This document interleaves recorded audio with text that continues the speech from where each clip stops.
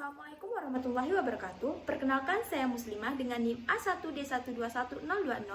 Di sini saya akan menjelaskan apa yang dimaksud dengan anak berkebutuhan khusus atau ABK serta jenis-jenis dari ABK. Anak berkebutuhan khusus adalah anak yang memiliki keterbatasan fisik, intelektual, emosi, dan sosial.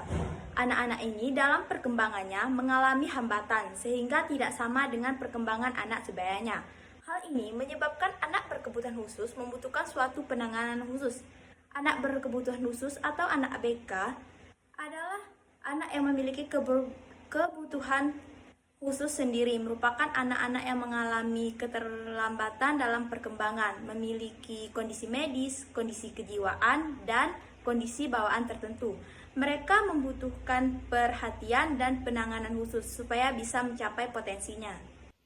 Jenis-jenis anak berkebutuhan khusus ada 8. Yang pertama, tunanetra. Gangguan terjadi pada penglihatan yang mengakibatkan fungsi penglihatan tidak dapat dilakukan dalam melakukan orientasi penyandangan tunanetra menggunakan indera lain seperti pendengaran, peraba atau perasa, dan penciuman. Penyandang ini akan mengalami kesulitan dalam melakukan mobilisasi. Oleh sebab itu, perlu adanya keterampilan khusus atau sebuah layanan pendidikan agar dapat melakukan mobilisasi dengan cepat, tepat, dan aman. Dalam pembelajaran akan mengalami dan menghadapi hambatan yang mungkin dapat diatasi oleh guru tertentu. Yang kedua yaitu tunarungu. Seseorang yang mengalami gangguan atau kekurangan atau kelihatan kemampuan mendengar, dengan adanya kekurangan ini diharapkan tidak menjadi hambatan bagi penderita untuk tetap berinteraksi sosial dalam mendapatkan pendidikan. Kemampuan yang dikembangkan pada tunanetra yaitu bahasa isyarat dan bahasa oral, di mana seseorang diajarkan untuk berbicara, menangkap ucapan atau ujaran orang lain. Salah satu metode pembelajaran yang dilakukan adalah metode MMR atau metode maternal reflektif yang mengadopsi dari cara ibu mengajarkan bahasa pada anaknya.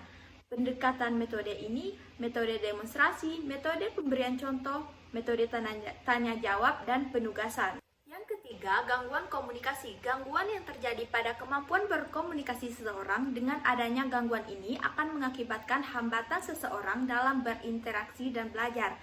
Secara garis besar, gangguan komunikasi dibagi menjadi 2 kategori. Yang pertama, gangguan berbicara atau kerusakan organ berbicara, dan yang kedua, gangguan bahasa. Gangguan bicara dapat disebabkan gangguan pendengaran sejak lahir atau kerusakan organ berbicara. Sedangkan gangguan komunikasi terjadi akibat gangguan bahasa yang ditandai oleh munculnya kesulitan dalam memahami dan menggunakan bahasa, baik dalam bentuk lisan maupun tulisan.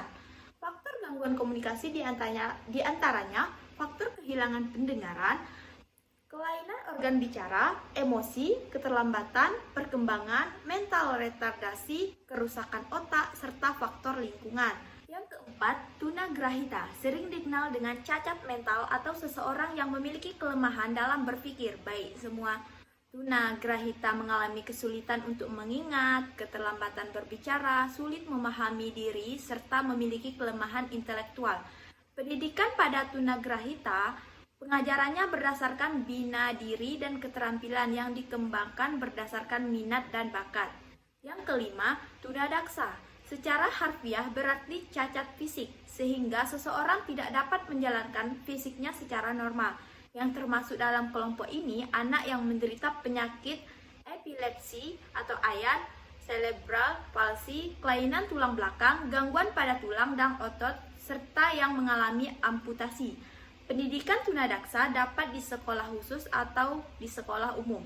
Yang keenam, tunalaras merupakan sebutan bagi individu yang memiliki gangguan, hambatan, atau berkelainan dalam hal mengontrol emosi dan perilaku sehingga kurang mampu dalam mematuhi sikap, norma, atau nilai sosial yang berlaku di lingkungan. 7. Kesulitan belajar merupakan anak yang mengalami kesulitan dalam mengikuti proses pendidikan sehingga diperlukan layanan pendidikan secara khusus sesuai dengan bentuk dan derajat kesulitannya. Yang terakhir, tunaganda merupakan individu yang mengalami kombinasi kelainan baik 2 jenis atau lebih yang menyebabkan timbulnya masalah pendidikan serius. sehingga tidak dapat diatasi oleh satu program pendidikan khususnya, melainkan dengan variasi program pendidikan yang sesuai dengan kelainan yang dimiliki. Baiklah, itu tadi adalah penjelasan singkat tentang anak berkebutuhan khusus atau ABK serta jenis-jenis yang termasuk ke dalam anak berkebutuhan khusus. Sekian, terima kasih. Wassalamualaikum warahmatullahi wabarakatuh.